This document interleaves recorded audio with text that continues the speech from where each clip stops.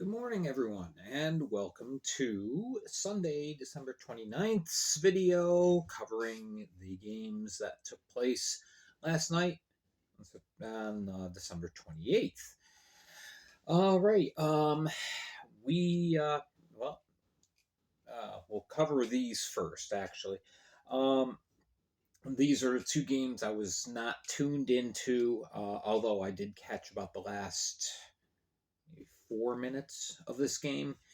Did not see any of the Port Huron Athens game, and kind of regretting that because wow, what a finish! Yeah, so Port Huron. Got to get myself on my right page here on my notes. Okay, Port Huron went on an initial run in the game. Athens storms back, pulls out a 4-3 overtime win. Goaltenders in this game were Jack Bostet for the Rock Lobsters and Reed Cooper for Port Huron. In Port Huron jumped out to a 3-1 lead. Athens got the initial goal, and then Port Huron scored three in a row. So at 14:35 of the second period, they were up 3-1. And Athens just happened to clamp down on the defense, either that or perhaps Port Huron went into a bit of a prevent defense. I don't know. Again, I didn't watch the games. But yeah, shots 13-3 in that third period, in which Athens makes the comeback, takes the game to overtime. And then Mr. Clutch for the Rock Lobsters, Carter Shinkarik, he scores a 3:20 of the overtime session to put the game away. And yeah, so I just thought this was kind of an interesting little factoid there. Yeah, 50% of the times, Athens has played 16 games now and have had to go to either overtime and or a shootout 8 times in 16 games. So, it's great that they're getting points, but in the end, that's going to kind of bite you in the behind with seedings. Port Huron falls to 10, 11, and 3 with the loss, and Athens is now 12, 2, and 2, but still in sixth place in the Continental, mainly because they played so fewer games compared to everyone else in the division. 16 games compared to 23 or 24 for Baton Rouge. So yeah, a lot of ground to make up here. So they've got the time. Good crowd, 3,100 in attendance in Aikens Ford Arena. And then this game, wow, what a finish! There's another game. I wish I had the ability to watch 6 or 7 games simultaneously. I do not. I can do 4. So, I pick and choose my games, and I try to rotate them so, I get the full view of as many games as possible. And just it didn't happen last night because I mean this was a great game. Despite being badly outshot, yeah, Blue Ridge gets the clutch goals. And it is Carson Andrioli scoring 24 seconds in that third period. That's always a backbreaker. You give up a goal in the first minute or the last minute of a period, has a very, very tough psychological effect on the team that gives up the goal. And yeah, so Blue Ridge holds on. They just couldn't they weren't going to give up the lead. Columbus, Jemayev scores late, but it was too little too late. And then there was a 6-on-4 power play opportunity at the end that the Bobcats fought off. And yeah, so they are 11, 8, and 2. Columbus now 14, 4, and 3. Samuel Bernard takes the loss. He was pulled with about 2 minutes left. And Verostek holds on for the win, 35 of 36 saves. Not a bad night at all. and one of the better crowds of the year so far in Columbus. Hopefully, once we get into January, those crowd numbers will start to tick up a little bit. Um, so here's hoping anyway. All right, let me change boards here. All right, there we go. Okay, so the first game that started last night was the Bingington Black Bears and Danbury Hat Tricks. Not surprising that this was a very feisty contest. There were 4 fights altogether, 3 in the first period alone. Fortunately, all the ugliness that happened during the game took place on the ice, nothing off the ice. Thank goodness. So, anyway, yeah, it's Connor McAnanima for the Black Bears. It's Connor McCullum for the Hat Tricks. And I tell you what, it was just a matter of Binghamton willing themselves to win. They were pretty banged up. They did have a full roster, but they got 4 people out injured right now. Cam Cervoni, defenseman, jams home a puck in a mad scramble, 11-18. That's his first goal of the year. 16:58, Tyson Kirkby scores. So it's 2-0 at the end of one. Again, there were 3 fights in that first period. A lot of pleasantries exchanged. So we get to the second. It's Scott Ramaker scoring for the Black Bears at 11:37.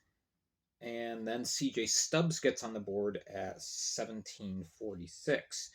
So 4-0. Yeah, and it looked at this point like the Hat Tricks were just like, let's just get to the final, the final horn and call it a night. They didn't give up, but obviously there was very uninspired play in that third period. Scott Ramaker scores on a power play goal, 18:08. That makes it the 5-0. Now they did get some good shots on Connor McAnanima. He had to make several big saves, especially in the second period, where the shots were 16-12 in favor of Binghamton. But those 12 shots, the Hat Tricks made McAnanima work for this shutout. It is his 3rd shutout of the year, and that ties that's tied for tops in the league. Again, Mario Cavalieri does not have 4 shutouts; he has 3. The league still hasn't fixed that, so kind of strange. But anyway, a lot of what I think hurt the Hat Tricks was the fact that Johnny Ruiz was not on the ice. He got hurt in Friday night's game, was not able to go last night, and it's not that the team can't play without Ruiz. They have in the past, but Ruiz is just the heart and soul of the Hat Tricks. There's no other way of saying it. It's he is the heartbeat of the Hat Tricks, and not having him out there, that that has a psychological effect. But yeah, anyway, shots were 40-28 in favor of the Black Bears in this game, and they come away with the shutout win. They are now 19-3-1, while Danbury falls to 9-8-5. So they split for the weekend. Crowd of 1977 on hand. All right, kind of went back and forth here on my notes. Carolina, they complete the sweep of Mississippi, although it wasn't easy. Mississippi gave them a little bit of a scare in the first period. Sam Best in goal for the Seawolves, and Boris Babic in goal for the Thunderbirds. And it's Dalton Anderson for the Seawolves that gets on the board first at 18:05. In that first period, Mississippi outshot Carolina 11-8 and did a really good job keeping Carolina's shots to the perimeter. Sam Best really didn't have to work very hard in that first period. And then I'm not sure what happened in that first intermission. I'm just assuming that Coach Harrison made the appropriate adjustments for the Thunderbirds, and they came out a totally different team in the second period, looking more like the Thunderbirds we're used to seeing. So Zach White gets on the board again, 907. What a weekend he had in his return to the FPHL. Hasn't played in the Fed in 5 seasons, although he's been in ECHL in between. So yeah, that's not bad. But yeah, Zach White is the big motivator for the Thunderbirds this weekend. He scores 907, and then that tied things up at the end of two. It was 1-1. Shots were 11-9 Carolina, but you just felt the momentum shift. It was kind of looking like, all right, Carolina's got this. And in the third period, yeah, they bust out for 3 goals. They get a power play goal from John Botita just a minute 2 in. Clay Keeley scores a fantastic play. 14:23 of the third period, and then 17:20, it's James Farmer scoring a short-handed goal. The Thunderbirds were down 6-4 because Mississippi had pulled best for the extra attacker. And so Farmer shot the puck down about 170 feet into the empty net. That sealed the deal. It was 4-1 Carolina, and they are now 14-3-3, while Mississippi falls to 3-18-1. A very generously announced crowd of 2594 looked more like sub 2,000 to me, but it's tickets sold, not butts in the seat. So anyway, for the game, Zach White, he has a goal and an assist. Peter Panchik has 2 assists, and Babick stops 23 of 24. Yeah, Mississippi only mustered 4 shots on goal in that third period. And when you're down 1 or 2 goals, you need more energy than that. Dalton Anderson, he continues to be the guy in Mississippi. He scores again. I think that's his 10th or 11th goal of the year. Anyway, he's the only Mississippi Seawolf in double figures with goals. Sam Best played pretty good, 31 of 34 saves in 58-32, but it just wasn't enough. Carolina sweeps the weekend. All right, then we go to Motor City. The Dashers coming back for another round, and this game, it really hinged on one play. But let's go through this first. All right. First period, Tristan Wells gets on the board at 8:52 on the power play for the Rockers. But he is countered by Kim Mittenan at 11:31 for the Dashers. So it's tied up. And shots, pretty close. It was 12-10 Motor City after 1. Dashers not playing poorly. Despite their record, the last 3 weeks, they have been very competitive. Second period, Cody Oakes puts the Rockers back up, 9:53. Late in the second, Brennan Stoychevsky, he scores for the Dashers. It's now 2-2. And you just felt an energy shift at that point. And it felt like the Dashers could win this. 2-2 at the end of 2, shots 24-24. And we're going to the third period. By the way, this was Trevor Babin's return back to action after missing several weeks with an injury. So, he was his usual solid self, but, the Dashers made it to the game. So 4:22. It's Eli Rivers scoring. Initially, they gave the goal to Jameson Milan, but he did get the helper on it. It was Rivers' goal at 4:22, so it's 3-2. But again, it doesn't feel like the Dashers are out of it until 8:50 of the period. Blatant trip, not called, and Coach Tesserero gets a little heated, calls out to the officials, hey, where was that call? Gets the gate. I'm sure he said things in a much more colorful way than I just did. He gets the gate. And so he's also assessed a 2-minute minor for abuse of officials. So Dashers go from they should be on the power play to now they're shorthanded, and it costs them. It's Colton scoring at 9:03. After that, Tim Murphy had some words with the officials, and he gets the gate. But yeah, that was the moment that everything hinged on. We went from one extreme to the other. 1937, John Davis makes it close with Rutherford pulled. He scores 1937, the extra attacker, so it's 4-3. It's a little bit of life, but the clock runs out.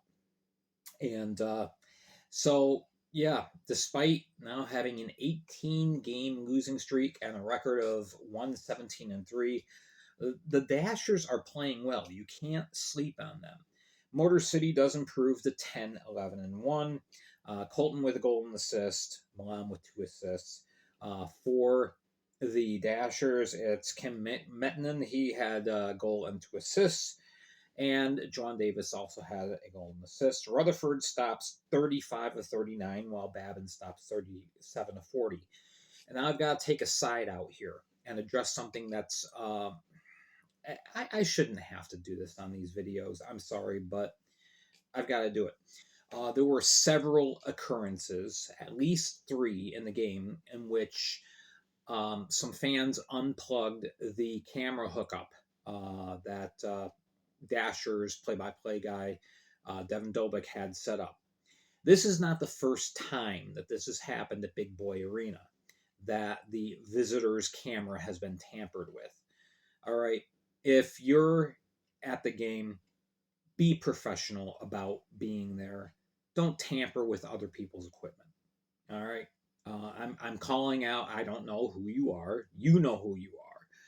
But I am calling out a select few fans that, again, have to spoil it for everyone else and make the fan base look bad. Okay. Motor City's fan base is not bad. However, there's a select 2 or 3 of you playing with the visitors' cameras. And again, this is not the only time this has happened. This has happened in other games too. Just knock it off. All right. With that said, we go on. Final game of the night, Hudson Valley. There I go again. Old habits die hard. Jeff Barrett and I have the same issue. We just keep saying Hudson Valley, and it's HC Venom. All right. Been so for a month now. HC Venom goes into Watertown. Watertown returning home from being shorthanded in Danbury, taking kind of an embarrassing loss. Watertown was still shorthanded, but they had a couple more people in the lineup, so they were playing with 17. A big absence in this game was Mantis Noreika for HC Venom. He was not on the ice, and that really hurt. So yeah, we get into the game, and John Moriarty, he had the start for HC Venom and Eloi Bouchard. If you didn't know who number 61 is, it's Eloi Bouchard. He's been with the Watertown Wolves for about 3 weeks now. But still doesn't have a nameplate. Anyway, so the 2 goaltenders, one with a weird nameplate and the other with none, take to the ice, and they both got a workout. Lots of shots in this game, not much scoring. Carter Thornton does get on the board, takes a juicy rebound, and taps it home past a sprawling Moriarty at 7:32 to put the Watertown Wolves up. Later in the period, Trevor Lord scores a power play goal. That's a 14:46, and we didn't know at the time, but that would end up being the game-winning goal. So yeah, he puts the Wolves up. In the second period, Cordell Boyko, who was one of the new signees for the Wolves, filling in the gaps that were left by the big coaching change and vacancy and everything. Boyko gets on the board at 17:04. Um, and then in the third period, it's I'm sorry, no, it was the second period. It was just 36 seconds later. That's what happens when I'm writing things furiously. Second period, it was just 36 seconds after Boyko scores. It's Olivier Baudin. He scores for the Vipers. Oh my goodness, for the Venom. And just all sorts of identity issues today. Anyway, Baudin scores, and that makes it a 3-1 game. There was no scoring in the third. Both teams, trying to get the pressure on, getting some good chances. But both Moriarty and Bouchard coming up big, making the saves. So the game ends in a 3-1 win for the Wolves. One of the Wolves' best crowds of the night. That was good to see. 898. I know people are going, that's not a big crowd. No, for Watertown it is because they've got a small rink. But anyway, HC Venom now is 6-9-1. Watertown 13-7-1. They hold on to second place. So Trevor Gaspy had a couple of assists for the Wolves, and Lord scoring that game-winning goal, of course. Bouchard stopping 41 of 42 on the night. Moriarty, no slouch. He stops 38 pucks in 58-57 played. He did get pulled late, but then there was a turnover which forced a face-off in deep in the defensive zone. So Moriarty had to come back on the ice and kind of destroyed the extra attacker chance. So there you go. There was also a lot of discussion in the stream chat in the Watertown game about stuff going on in Hudson Valley for HC Venom.